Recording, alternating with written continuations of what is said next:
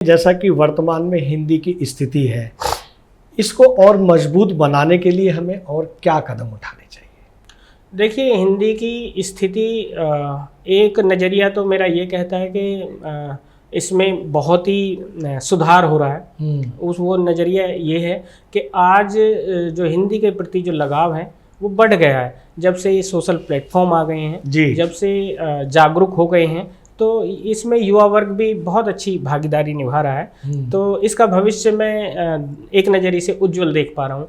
दूसरा ये है कि जो दशा की हम बात कर रहे हैं, जो बिगड़ी हुई दशा है, उसे सुधरने में समय लगेगा, लेकिन हमें सकारात्मक रहकर अपने कदम उठाते रहने चाहिए, प्रयास करते रहने चाहिए।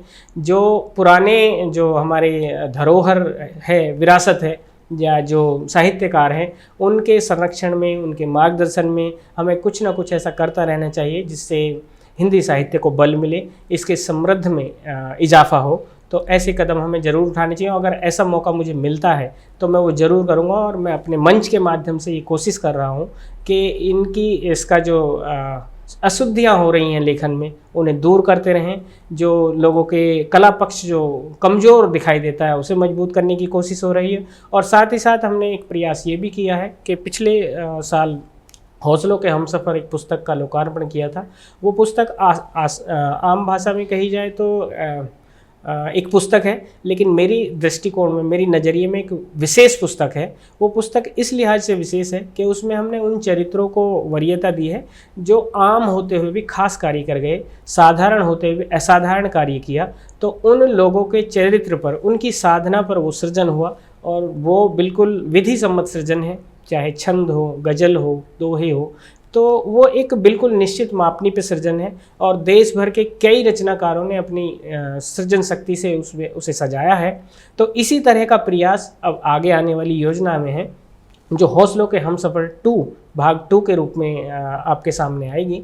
हम उन्हीं चरित्रों को चुनते हैं जो साधारण हैं लेकिन असाधारण कार्य कर गए और समाज के लिए मिसाल बन गए। बहुत अच्छी बात है रोहित जी, आपने बहुत अच्छी जानकारी दी हिंदी भाषा को और कैसे सशक्त बनाया जा सकता है। हम आगे बढ़ते हैं। अभी आपने सोशल मीडिया का जिक्र किया, जिसके माध्यम से हिंदी और सशक्त हो रही है। सोशल मीडिया पर आजकल कुछ पोस्टें ऐसी वायरल हो रही है जिन पर लिखा जा रहा है कि तमाम रचनाएं लेखकों की चोरी हो रही हैं। तो चोरी करने वालों के लिए और जिनकी रचनाएं चोरी हो रही हैं, उनके लिए क्या कहना चाहेंगे? देखिए, आप भी इस बात से भली भांति परिचित हैं, मैं भी इस बात से इत्तेफाक रखता हूँ। मैं यहाँ पर एक कवि हैं ऋतुराज जी, उनकी एक कविता है कन्यादान, और उसमें 2 ही लाइन है, उन्हीं का जिक्र करूँगा। उस कन्यादान कविता में कवि माँ के माध्यम से अपनी बेटी को समझाने की कोशिश करते हैं कि आग रोटियां सेकने के लिए है, हाथ जलाने के लिए नहीं जी। तो यहाँ पर इस बात को मैंने इसलिए उद्धृत किया कि सोशल मीडिया प्लेटफॉर्म हमारे भलाई के लिए हुआ था, लेकिन हमने इसे गलत तरीके से इस्तेमाल करना शुरू किया है। और क्योंकि विभिन्न तरह के प्राणी हैं यहाँ पर, फेसबुक तो एक क्या कहूँ पूरा सरोवर है, पूरा समुंदर है। वहाँ पर हर तरह का आपको, समुद्र में जैसे हर तरह के जीव आपको मिल जाएंगे, अच्छे भी हैं तो बुरे भी हैं। तो इस बात से इनकार नहीं किया जा सकता कि यहाँ पर हर तरह का प्राणी है, लेकिन अच्छे लोग भी बहुत हैं। तो हमें नज़र अच्छाई पे रखनी है। रही बात चोरी की, चोरी तो देखो बहुत ही शर्मिंदगी वाला काम है। ये अदब की दुनिया है, ये तहजीब की दुनिया है, और अगर इसमें भी आपने चोरी करने की कोशिश की तो आपको सदियां माफ़ नहीं करेंगी, आपको कुदरत माफ़ नहीं करेगी। आप किसी की मौलिकता को चुरा नहीं सकते। आप किसी की कविता के शब्दों को चुरा सकते हो, लेकिन उसके भाव को, उसकी मौलिकता को कभी नहीं चुराया जा सकता। और जो लोग ऐसा कर रहे हैं वो रचनाकार नहीं हैं, निश्चित रूप से वो निंदा के पात्र हैं। और ऐसा मैं सभी से ये अपील भी करता हूँ, रचनाकारों से, कि आप किसी की रचना को पढ़ लें, ग्रहण करें, और फिर अपना कुछ लिखें तो बेहतर होगा। चाहे आप महीने में लिखें, सप्ताह में लिखें, 2 महीने में लिखें, लेकिन अपना लिखें। किसी की चुराने से आप बड़े कवि नहीं बन जाएंगे, और मेहनत का कोई विकल्प हो नहीं सकता। शॉर्टकट ना अपनाएं किसी भी तरह से। सफलता आपको अपनी साधना से मिलेगी, मेहनत से मिलेगी। मेहनत वाह वाह वाह रोहित जी, बहुत अच्छी बात है। बहुत अच्छे से आपने कविता चोरी करने वालों को समझाया। ऐसे ही आप अपने विचार रखें ताकि कविताएं चोरी ना हो।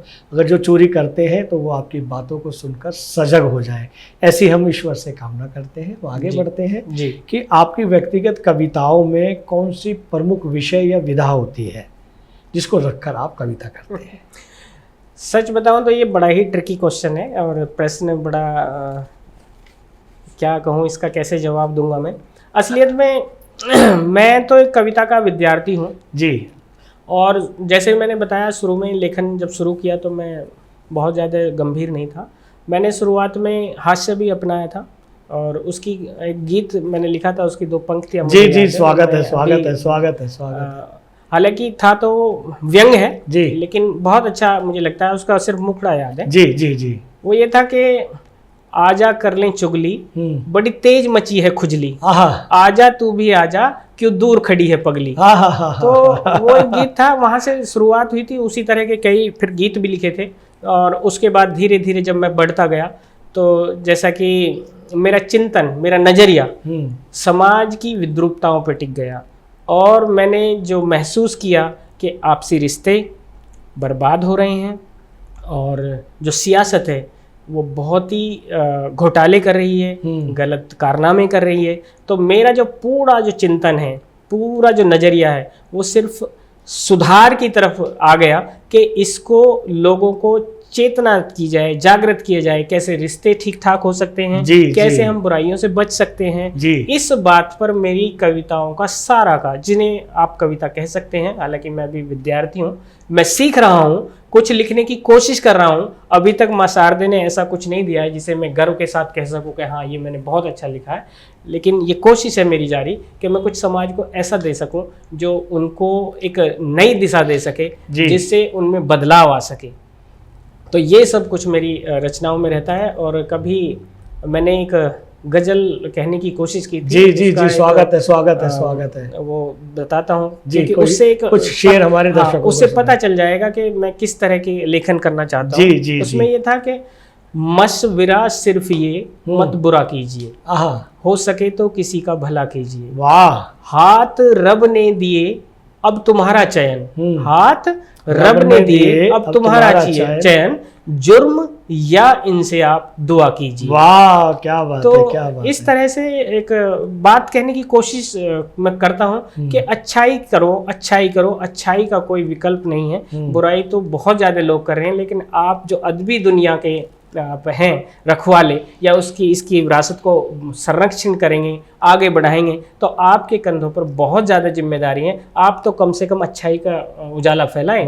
तो ये एक कोशिश मेरी रहती है। बहुत अच्छे रोहित जी। ये वीडियो YouTube पर देख रहे हैं तो हमारे चैनल को सब्सक्राइब करें और बेल आइकन को दबाना ना भूलें। अगर आप Facebook पर ये वीडियो देख रहे हैं तो हमारे पेज को लाइक करें।